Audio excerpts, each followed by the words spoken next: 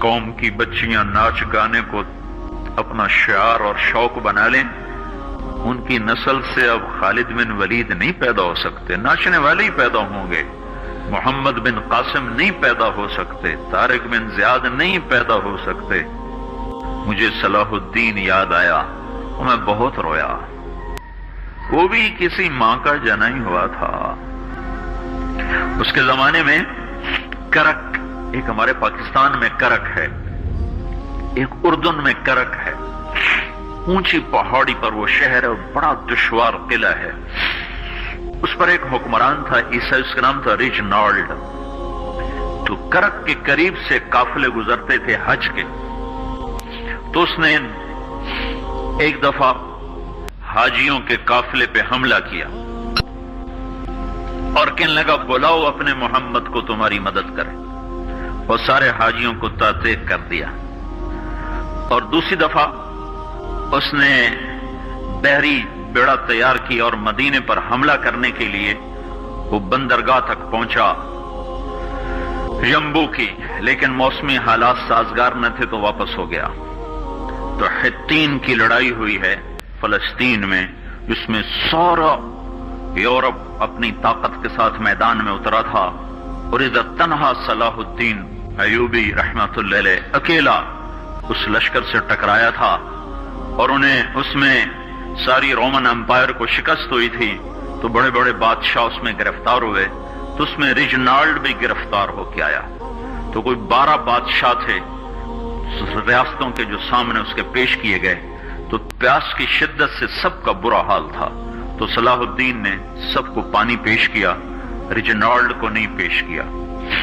تو یروشلم کا جو بادشاہ تھا ہمفرے، اس نے اپنا پانی بچا کے اس کو دیا۔ تو صلاح الدین نے کہا یہ پانی تو دے رہا ہے، میں نہیں دے رہا ہوں۔ اسلام میں یہ ہے جب کسی کو پانی پلا دو تو اس پہ تم ہاتھ نہیں اٹھا سکتے، یہ امن کی نشانی ہے۔ تو صلاح الدین نے فوراً اسے کہا یہ پانی تو نے دیا، میں نے نہیں دیا۔ تو پھر انہوں نے ریجنالڈ کو اسلام کی دعوت دی کہ تو مسلمان ہو جا، میں تجھے دعوت دیتا ہوں۔ اس نے انکار کر دیا، کہا میں نہیں ہوتا۔ تو انہوں نے کہا میں نے تیرے قتل کی 2 دفعہ قسم کھائی تھی، ایک جب تو مدینے پہ حملہ آور ہوا تھا تو میں نے قسم کھائی تھی میں تجھے اپنے ہاتھوں سے قتل کروں گا، اور دوسری دفعہ جب تم نے حاجیوں پہ حملہ کر کے کہا تھا بلاؤ محمد کو، تو میں نے قسم کھائی تھی کہ مجھے اللہ نے موقع دیا تو میں اپنے ہاتھ سے تیری گردن اڑاؤں گا۔ آج محمد کا ادنا غلام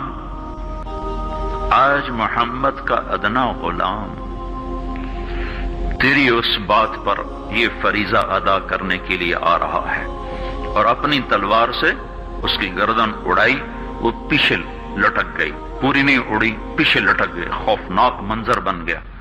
تو سارے بادشاہوں پہ کپ کپی طاری ہو گئی۔ تو صلاح الدین فرمانے لگے ہمارے مذہب میں یہ نہیں ہے، بادشاہوں کے ساتھ ہم بادشاہوں جیسا ہی سلوک کرتے ہیں، پر یہ حدود سے آگے چلا گیا تھا۔ اب مجھے یہ قصہ بھولا ہوا تھا، مجھے انہی حادثوں میں، انہی ہنگاموں میں وہ یاد آیا، تو بعد تنہائیوں میں بیٹھ کے بے بسی کے آنسو بہہ جاتے ہیں، اور اس کے سوا کوئی چارہ نہیں ہے۔ ہماری ساری نسل موسیقی میں ڈوب چکی ہے، جو بدن سرتال پہ تھرکتے ہوں، جو بدن موسیقی کے اوپر ہلتے ہوں، رقص میں آتے ہوں، ان پہ کانٹے ہی اگیں گے، ان پہ صلاح الدین کا پھول نہیں اگ سکتا، ان میں محمد بن قاسم کے پھول نہیں اگ سکتے۔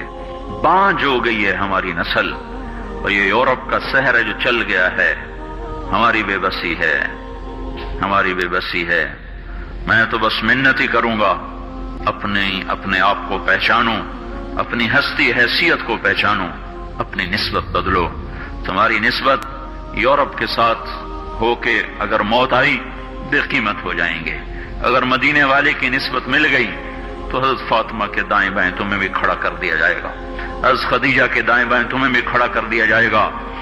یہ چند دن ہیں، صبر کر لو، گھٹ گھٹ کے مر جانا ہی بیٹیوں کی روایت ہے۔ مشرق کی بیٹی، اس نے گھٹ گھٹ کے مرنا ہی سیکھا ہے۔ ہاں، یہ آزادی، یہ آوارگی، یہ مغرب کی عورت کا خاصہ ہے۔ اور 18ویں صدی تک مغرب میں بھی کوئی عورت ایسے ننگی نہ تھی، اور گھر کی زندگی تھی۔ اس ویڈیو کو شیئر کریں اور مزید ویڈیوز کے لیے ہمارے چینل کو سبسکرائب کریں۔ شکریہ۔